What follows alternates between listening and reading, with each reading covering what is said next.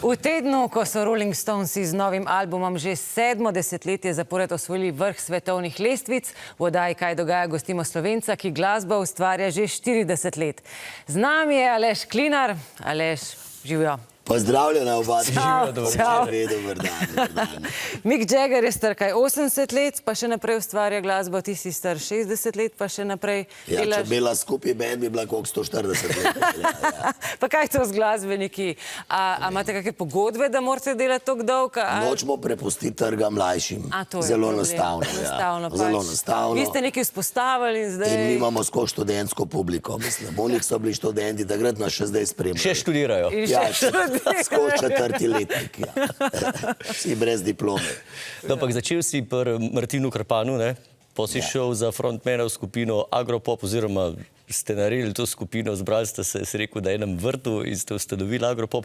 To je bila včasih neka, Agropop je bila ena parodija, se mi zdi, ne? In to parodijo so ljudje zagrabili. Ja. Im je bilo to všeč, ni bilo veselice, ker ne bi igral Agropop, je tako. No, bilo je zelo enostavno. Mi pravzaprav sploh nismo mislili, da bo z tega band. To je bil pač en projekt, kjer smo posneli 3 komade, Paradni tango, Mesarjev sin in oni komad je bil sploh zanimiv. Der Kaiser kommt und Mercedes. To je bil hit na Radio Študent. Je pa pač takrat napaljeval na Tita, ki se vozi v Mercedesu, ne. In potem se je čudežno en posnetek znajdel na Radio Ljubljana, je bil še takrat. In Paradni tango je bil daj pop delavnica in v ponedeljek so nas sklicali že za špile v soboto.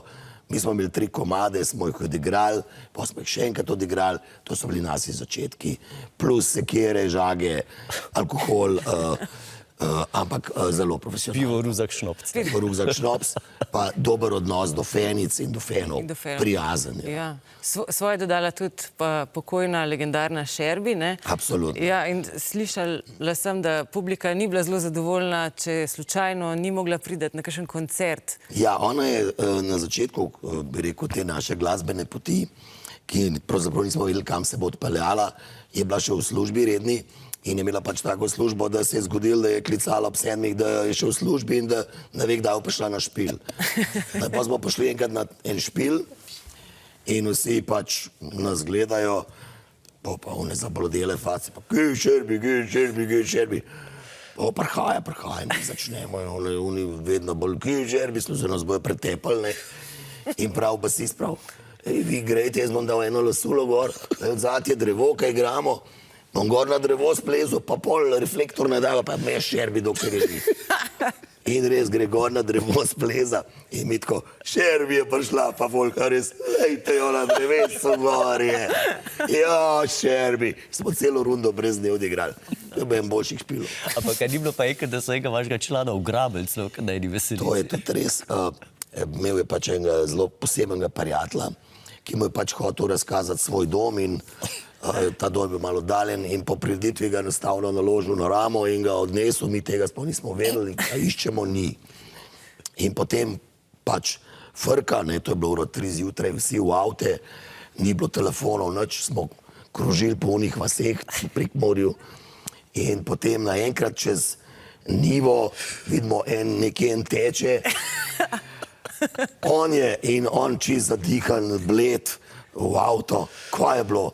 Pravijo, nič, tja me odpeljal domov, najprej mi je razkazal stanovanje, potem a si lačen, se rekel, ne, nič, je mama speč, 2 kile mesa, prav nisem mogel jaz kaj stran, gledal sem si vse v žepe stlačil, pa malo rože, pa sva šla vočjake gledat, ker me je zaprl not med vočjake, nedresirane, pa v enem momentu je pobegnil in takrat smo ga mi prestregli, kaj čez nivo teku slučajno, v avto je imel pa polne žepe mesa. Niste bili lačni. Smo se ustavili, malo kasneje pomirili, pojedli meso iz žepov. To je bila ta Pa na druga veselica. Najmanj.